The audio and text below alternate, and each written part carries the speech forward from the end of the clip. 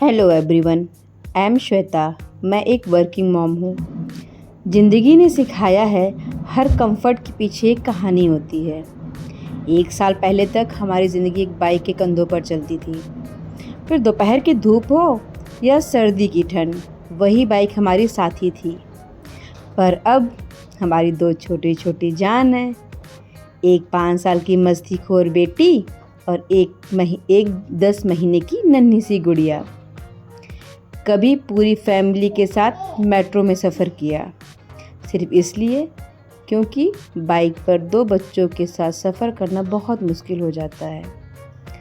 कभी हस्बैंड ने छोटी बेटी को संभालते हुए बाइक लेकर निकले, क्योंकि बड़ी को स्कूल छोड़ना होता था और मैं तब ऑफिस में होती थी। अब उस नन्ही सी जान को हम किसके पास छोड़कर जाएं? उस टाइम दिल में बस एक गिल्ट हुआ करता था कि उस वक्त मैं उन दोनों के साथ क्यों नहीं हो सकती। फिर कभी कभी ऐसा भी वक्त आया कि हमने ट्रेन का सफ़र किया। उस ट्रेन की सीट पर छोटी सी गुड़िया खुशियों से खेलती थी, बिना शिकायत, बिना नखरे करे। पर जब वो ट्रेन में रोना शुरू करती थी ना फ्रेंड्स, तो सच बताऊं, सबके बीच फीडिंग कराना एक बहुत बड़ी ऑकवर्ड सिचुएशन बन जाती थी। तो कई लोग, सोसाइटी के लोग देखते थे हमें, तो सोसाइटी के लोगों की ताने सुनने को मिल जाते थे। वो ताने दिल को बहुत चुभते थे। फिर एक दिन हम और हमारे हस्बैंड दोनों ने मिलके डिसाइड किया कि बस अब बदलाव ज़रूरी है, अब हमें कार लेनी पड़ेगी। और फिर हम बैठे, डिस्कस किया कि कौन सी कार लेनी है, कौन सा मॉडल होना चाहिए उसका, और सबसे इम्पोर्टेंट कौन सा कलर होगा। ये सब के बारे में डिस्कस हुआ। फिर हम सबसे इम्पोर्टेंट चीज़ तो भूल ही गए, जो था हमारा बजट। हस्बैंड ने बोला कि चलो पहले शोरूम चलते हैं, उसके बाद देखते हैं कि कौन सी कार लेनी है, कौन सा मॉडल है, मतलब वहाँ जाके हम देखेंगे वहाँ पे चल के। तो मैंने भी सोचा यार चलो, कह तो सही रहे हैं हमारे पतिदेव। तो मन में तो बड़ी खुशी हो रही थी कि पहली बार हम शोरूम जा रहे हैं कार देखने, ठीक है। पर असली डिसीजन तो अभी बाकी था कि कार की पेमेंट फुल किया जाए या फिर उसे ईएमआई पे लें। सेविंग तो ज़्यादा थी नहीं और ईएमआई का मतलब बजट टाइट हो जाएगा। फिर काफ़ी डिस्कशन के बाद हम दोनों ने डिसाइड किया कि हम आधा पेमेंट कैश करते हैं और आधी ईएमआई करा लेते हैं। तो इस बात पे मैं और हस्बैंड दोनों की हाँ हो गई। और फिर एक नई उम्मीद हुई, चलो ठीक है यार, अब तो लग रहा है कार आ जाएगी, ठीक है। अब इसके बाद सब फाइनल हो गया। तो ये हुआ कि शोरूम में कार की चाबी कौन लेगा। तो हम और मेरे पतिदेव दोनों चाहते थे कि कार की हमारे पेरेंट्स के हाथ से ही लिया जाए, है ना। तो फिर अब दोनों साइड के पेरेंट्स तो एक साथ आ ही नहीं सकते। रीज़न तो जो यूपी के साइड से होंगे वो समझ सकते हैं कि हमारे साइड में ससुराल पक्ष और मायके पक्ष के दोनों पेरेंट्स एक साथ उनमें कभी भी कंपैटिबिलिटी होती ही नहीं है ना। हम चाहे जितनी भी कोशिश कर लें उनको साथ में रखने की। तो फिर हमने सोचा कि पहले इन लॉज को बुलाते हैं और फिर अपने मम्मी पापा को मैं बुला लूँगी, ठीक है। उस दिन घर में एक अलग एक्साइटमेंट थी दोस्तों, सच बताऊँ तो। फिर धीरे धीरे तैयारियां शुरू हो गई। अपने मतलब पेरेंट्स के लिए टिकट बुक करना शुरू कर दिया, उनको क्या करना है, कैसे करना है, फिर हम कार की पूजा कहाँ कराएंगे, ये सब हम डिस्कस करने लगे, ठीक है।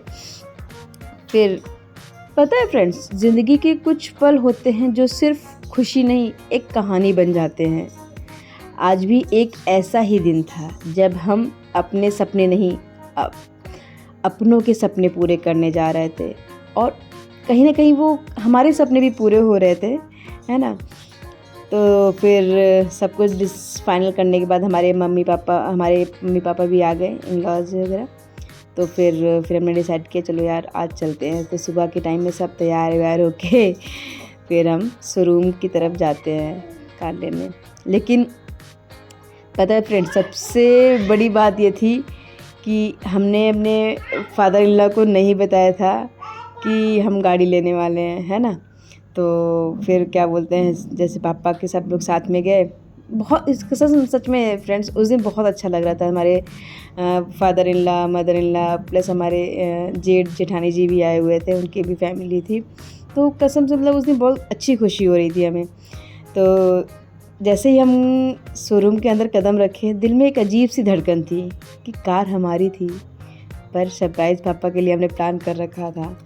पापा तो बार बार बस यही पूछ रहे थे कि हमें यहाँ लाने की ज़रूरत क्या थी, और हम सब बस एक दूसरे को देखकर मुस्कुरा रहे थे। फाइनली फिर वो मोमेंट आया जब कार को एक मशीन से फर्स्ट फ्लोर से ऊपर ले जाया गया। ऐसा लग रहा था जैसे सपना, हमारा जो सपना है ना, वो अपनी आंखों के सामने हकीकत बन रहा हो। फिर उसके बाद दोस्तों धीरे धीरे कुछ पेपर वर्क पूरे किए गए।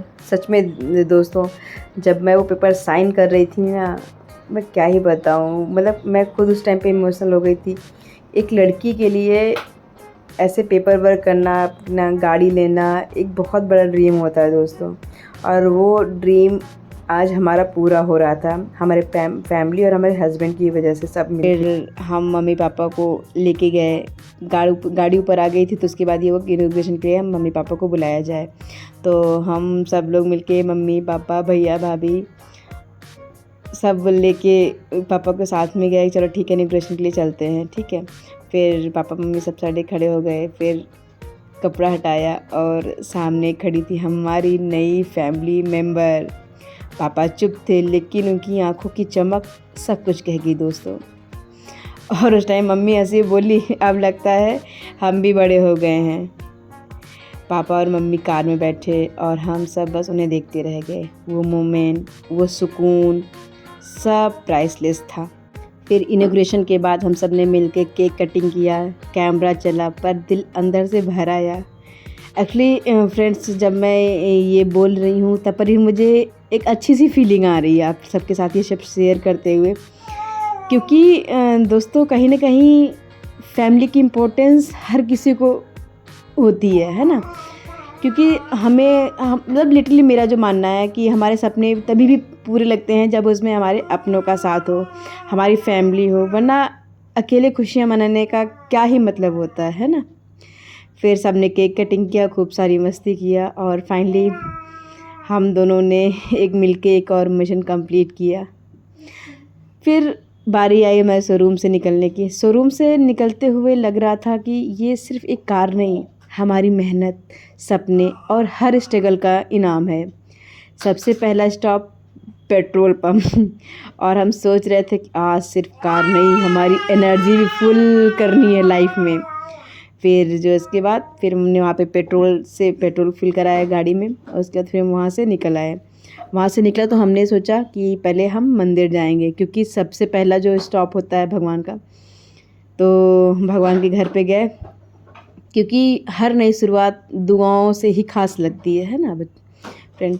तो फिर हम बस मंदिर गए, वहाँ पे मम्मी पापा भी थे। पहले पंडित जी ने पूजा किया, फिर मम्मी ने भी पूजा किया, मेरे पापा ने मिलके पूजा की। तो पापा के लिए ये सिर्फ एक कार नहीं थी, ये उनके बच्चों की तरफ से एक थैंक यू था हर उस दिन के लिए जब उन्होंने अपने सपने छुपाकर हमारे सपने सजाए, है ना दोस्त।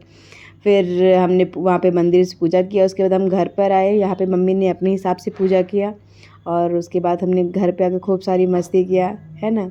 फिर कुछ दिन मम्मी पापा हमारे साथ थे, उसके बाद वो चले गए। और फिर उसके बाद अगले दिन जो है हमारे मम्मी पापा की टिकट थी, तो फिर मेरे मम्मी पापा आए। फिर मतलब सच में दोस्तों बहुत अच्छा लग रहा था उस टाइम पे। जो हमने सोचा था कि हमारे दोनों पेरेंट्स साथ हों, वो हमारा सपना पूरा हो रहा था। तो मम्मी भी आई, हमारी मम्मी ने भी गाड़ी में पूजा किया, उसके बाद हमारे पापा भी बैठे, गाड़ी ड्राइव किया। फ्रेंड्स, एक लड़की के लिए भी बहुत बड़ी अपॉर्चुनिटी होती है कि वो अपने माँ बाप के लिए कुछ कर सके, है ना। तो ठीक है, सबके साथ होना अच्छा है, लेकिन एक जो माँ बाप आपके लिए प्राउड फील करते हैं ना, उसकी अलग ही फीलिंग होती है दोस्त, है ना। आई होप आप मेरी बातों को समझ पा रहे हो। तो बस दोस्तों, यही थी हमारी छोटी सी कहानी। उसके लिए मिलते हैं अगले ब्लॉग में। आप दोनों सलामत